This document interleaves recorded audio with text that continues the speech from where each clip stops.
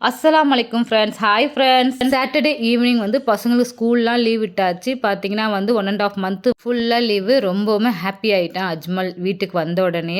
அவனுக்கு ஸ்நாக்ஸ் எதுனா செஞ்சு தாங்கன்னு கேட்டுட்டு இருந்தாங்க. அதனால் கோதுமை மாவில் இனிப்பு அப்பம் செய்யலான்னு சொல்லிட்டு அதுக்கு வந்து வெல்லத்தை நல்லா கரைச்சி அதை நல்லா வடிகட்டி எடுத்து வச்சுருக்கேன். இன்றைக்கி கோதுமை மாவில் கொஞ்சமாக சால்ட்டு, ஒரு பிஞ்ச் அளவுக்கு வந்து சோடா மாவு ஆட் பண்ணி, இது நம்ம கரைச்சி வச்சுருக்க இந்த வெள்ளை தண்ணியுமே ஆட் பண்ணிவிட்டு கூடவே வந்து மில்கையுமே ஆட் பண்ணி நல்லா இந்த தோசை மாவு பதத்துக்கு நல்லா கலந்து எடுத்து ஒரு 10 நிமிஷம் எடுத்து வச்சுட்டு, இப்போ பார்த்தீங்கன்னா வந்து அஜ்மல் சீக்கிரமே செஞ்சு தாங்க, நான் விளையாட போகணுன்னு கேட்டுட்டு இருந்தான்.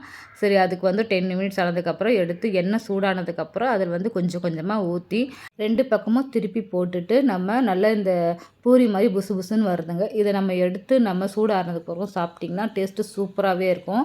வெல்லத்தோட ஸ்வீட் வந்து ரொம்பவுமே நல்லாயிருக்கு. இதில் நீங்களும் ட்ரை பண்ணி பாருங்கள். அஜ்மலுக்கு இது ரொம்ப பிடிச்ச ஸ்நாக்ஸ். இதே போல் நெக்ஸ்ட் வீடியோவில் மீட் பண்ணலாம். அல்லாஹ் ஹாஃபிஸ்.